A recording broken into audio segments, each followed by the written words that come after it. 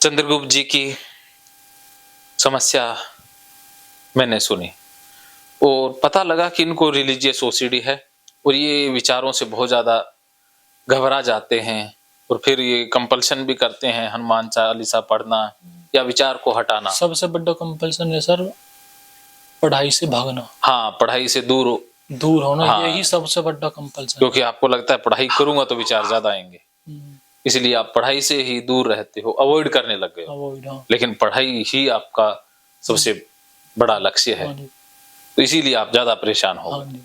चलिए, इसके लिए मैं आपको एक कहानी सुनाता हूं। उस कहानी को आपने याद रखना है और उस कहानी के अंदर इलाज छिपा हुआ है। वैसे ये कहानी भगवान के बारे में है, लेकिन भगवान सिर्फ इसमें प्रतीक है। भगवान मैं नाम ले रहा हूं, इसका मतलब ये नहीं है कि भगवान होते हैं, क्योंकि ये कहानी मैंने पहले भी कुछ लोगों को सुनाई तो वो सोचते कि सर एक तरफ तो आप कहते हो भगवान नहीं है, दूसरी तरफ इस कहानी में भगवान बोल रहे हो। तो इस कहानी में एक व्यक्ति का नाम बोल दो या एक प्रतीक के रूप में भगवान कह रहा हूं। तो एक बार एक इंसान बहुत गालियां देता था भगवान को, तो एक दिन भगवान ने उसकी प्रार्थना सुन ली। मात्र ये कहानी है, प्रतीक है, भगवान सुनते नहीं है, ये एक कहानी है, सिर्फ समझाने के लिए होती है। तो भगवान उसके सामने प्रकट हो गए और आकर कहते बंदे तू मुझे बहुत गाली देता है, बता तेरी समस्या क्या है। तो वो आदमी कहता भगवान तुम सबकी मदद करते हो, मेरी मदद नहीं करते हो। तो भगवान कहते बंदे मैं मदद तो तेरी करता हूं, लेकिन तुझे समझ ही नहीं है, तू मेरी मदद को, मेरी इबादत को समझता ही नहीं है। वो आदमी कहता नहीं, तुम दूसरों की ही मदद करते हो, मेरी मदद ही नहीं करते हो, और रोने लग गया।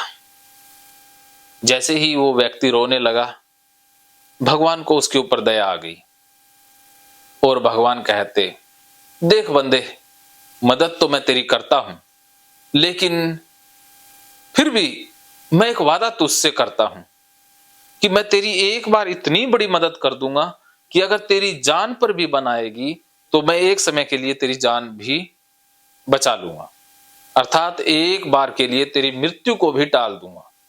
लेकिन मेरा वादा है कि मैं तेरी मदद करूंगा एक ही बार, बार बार नहीं करूंगा।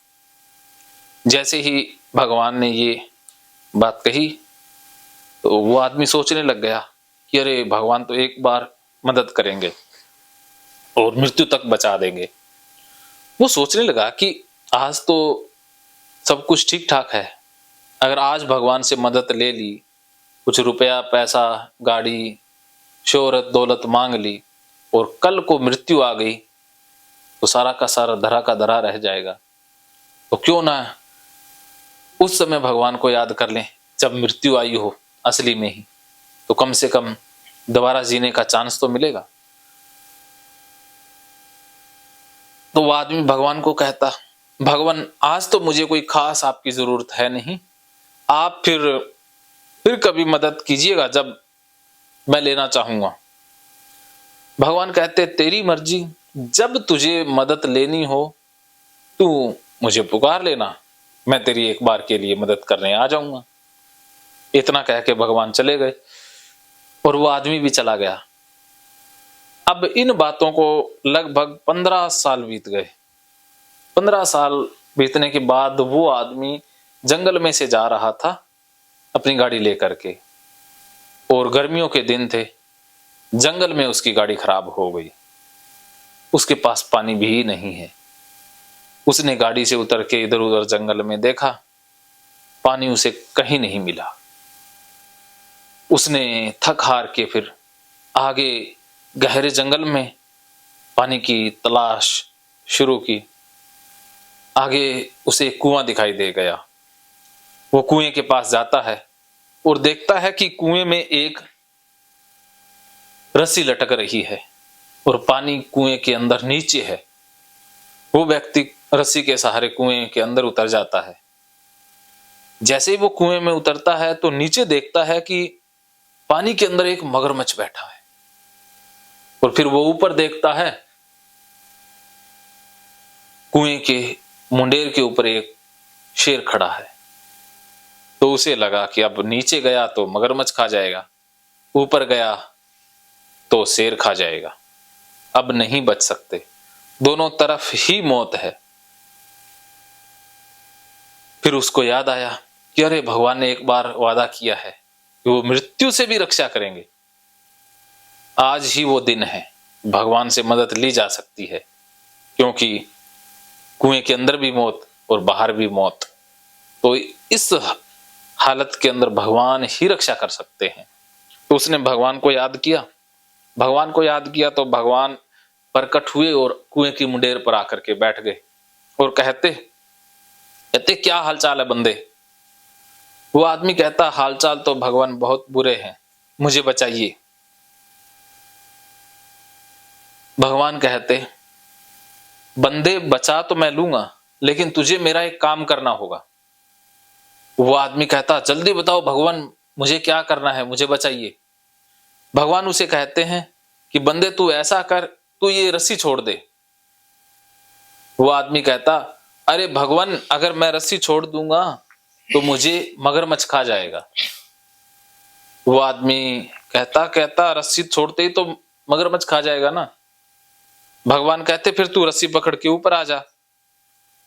वो आदमी कहता, अरे भगवान, रस्सी पकड़ के ऊपर आया तो मुझे ये शेर खा जाएगा। भगवान फिर उसे कहते कि फिर तू रस्सी छोड़ दे। वो आदमी कहता, रस्सी छोड़ते ही तो मगरमच्छ खा जाएगा। भगवान कहते, फिर रस्सी पकड़ के ऊपर आ जा। वो आदमी कहता, ऊपर आते ही तो शेर खा जाएगा। भगवान कहते, रस्सी छोड़ दे। वो कहता, नहीं छोड़ सकता। भगवान कहते, फिर ऊपर आ जा। वो बंदा कहता, ऊपर भी नहीं आ सकता।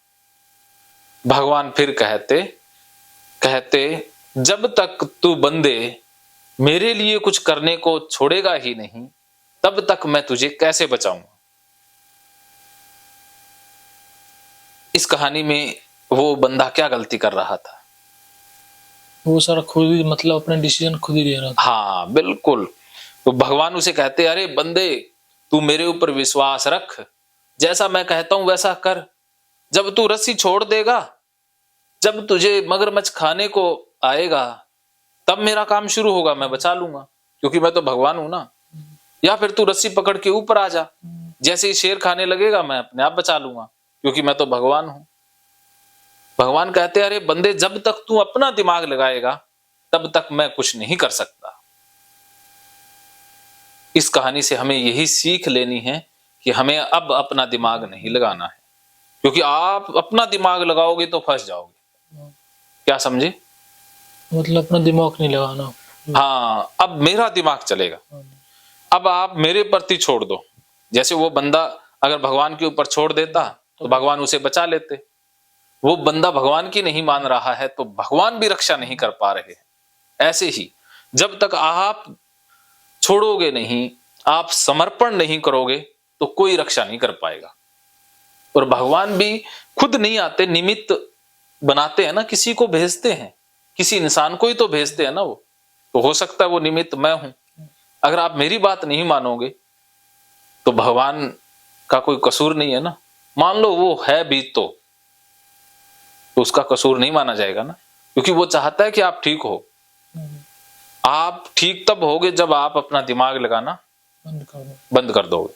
तो अब तक आपने जो सीखा है बचपन से, मंदिर के बारे में, भगवान के बारे में, विचारों के बारे में, सेक्स के बारे में, माता पिता सब के बारे में, वो सिर्फ एक कचरा है, डेटा है, वो बीच में नहीं आएगा। अब असली नॉलेज यहां से मिलेगी आपको। ये असली सच क्या है, अंतिम सत्य क्या है, वो आप मेरे बताए अनुसार महसूस करोगे। क्या समझे? ये सर आपके दिखाए मार्ग पे चलना। बिल्कुल। अब आप अनजान बन जाओ। हमारे गांव में आप कह दो कि मुझे कुछ नहीं पता, और जब तक कहोगे ये तो मुझे पता है, ये तो मैं जानता हूं, ये है वो है, तब तक परेशानी है, तब तक ठीक नहीं हो पाओगे। अपना दिमाग भूल कर भी नहीं लगाना।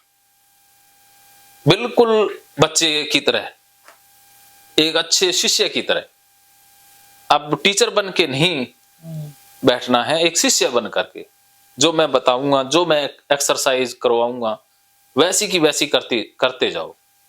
और मन में कोई विचार आए, परेशान करे या कहीं कोई बाधा विचार पहुंचाए तो आप मुझे ईमानदारी से बता दोगे कि सर मेरे मन में ऐसा विचार आ रहा है, आप वैसा का वैसा बता दोगे। विचार को छिपाना भी नहीं है कि अरे अरे मैं ये क्या सोच रहा हूं, सर कहेंगे कि मेरे ऊपर छोड़ दो और मैंने छोड़ा नहीं है तो सर को बुरा लग जाएगा। मेरे को बुरा नहीं लगेगा, आपने अगर ईमानदारी से बता दिया तो, अगर आपने अंदर छिपा लिया तो बुरा मेरे से पहले आपका ही हो जाएगा, क्योंकि आपका इलाज नहीं हो पाएगा। ठीक है, जो आप उम्मीद लेकर के आए थे वो उम्मीद पूरी नहीं हो पाएगी। तो सर संदेह है पीछे से माइंड में, हाँ हाँ 50-50 संदेह है। हाँ बताओ क्या संदेह है? ये हो पाएगा नहीं, ठीक है थोड़ा। हाँ। चलो इस संदेह को भी अब कह दो कि सर आपके ऊपर छोड़ दिया, अब आप जानो, आपका काम जानो। आप गाड़ी लेकर के जाते हो मिस्त्री के पास, मान लो आपकी गाड़ी खराब हो गई है, तो अब गाड़ी मिस्त्री तक पहुंचा के आप निश्चिंत हो जाते हो, या वहां जाके कहते हो अरे ऐसे नट खोल, अरे ऐसे कर, तो आप उसको कह देते हो तू कर दे, बस मेरी गाड़ी को चंगा कर दे, या आप टांगे अड़ाते रहते हो? नहीं अड़ाते ना, कोई नहीं अड़ाता ना, अपना आराम से बैठ जाता है। वो कहता भी वहां कुर्सी पड़ी है, वहां पर बैठो, मैं गाड़ी ठीक कर देता हूं। तो अब यहां पर आ गए, आपको यहां तक लेके आना आपकी जिम्मेवारी में आता था, आप खुद यहां तक पहुंच गए। जैसे गाड़ी को गैराज तक पहुंचाना तो ड्राइवर की जिम्मेवारी है ना, वहां तक तो पहुंचा दे, गैराज में पहुंचने के बाद तो काम मिस्त्री का है ना। जैसे कोई बीमार है, किसी का एक्सीडेंट हो गया, तो हॉस्पिटल तक पहुंचाना तो दूसरे का फर्ज है ना, या हमारा फर्ज है कि हम पहुंच जाए। उसके बाद तो काम डॉक्टर का है ना। क्या समझे? यही समझे सर, समर्पण कर देना। हाँ, छोड़ देना है। अब मन में कोई डाउट नहीं रखना है, डाउट आए तो बताते जाना है ईमानदारी से कि सर अब ये आया, अब ये आया, उसे भी छुपाना नहीं है। महकेंगे फिर से खुशियों के रंग भगवत गीता थेरेपी कोर्स के संग। इतिहास का पहला ऐप जो गीता के माध्यम से ओसीडी डिप्रेशन का इलाज आसान बनाएगा। ओसीडी डिप्रेशन का इलाज हुआ और भी आसान, और वो भी बिना दवाई, घर बैठे। किसी को बीमारी की चिंता है तो किसी को चिंता की बीमारी है। भगवत गीता ने लाखों करोड़ों का जीवन बदला है और आपका भी बदलेगा। गीता थेरेपी कोर्स में आपको मिलेगा सभी 11 प्रकार की ओसीडी का संपूर्ण इलाज, जैसे गंदगी का वहम, बार बार हाथ धोना, बार बार सफाई करना, बार बार लॉक दरवाजा चेक करना व अन्य सामान की चेकिंग बार बार करना, एक ही विचार बार बार आना, नुकसान व मरने मारने का विचार आना, HIV, rabies, cancer, heart attack का विचार आना, IBS और नींद न आने की समस्या का हल गीता कोर्स में मिलेगा। आत्महत्या वाले विचारों से मुक्ति भी गीता थेरेपी कोर्स से मिलेगी। राजेंद्र जोधपुरिया ऐप पर आपको ओसीडी से संबंधित राजेंद्र जोधपुरिया की किताब भगवत गीता के मनोवैज्ञानिक रहस्य और अन्य टिप्स पढ़ने को भी मिलेंगे। गीता है महान थेरेपी। गीता में CBT, हिप्नोथेरेपी, माइंडफुलनेस, ERP व अन्य बहुत सी साइकोथेरेपीज का समावेश मिलेगा। राजेंद्र जोधपुरिया ऐप एक, फायदे अनेक। आज ही प्ले स्टोर से डाउनलोड करें, लिंक डिस्क्रिप्शन में है। तो देर क्यों, अभी जाइए डिस्क्रिप्शन में और लिंक पर क्लिक करके प्ले स्टोर से अभी डाउनलोड कीजिए राजेंद्र जोधपुरिया ऐप और पाइए अपनी सभी समस्याओं का हल। मानो तो मौज है, वरना समस्या तो हर रोज है।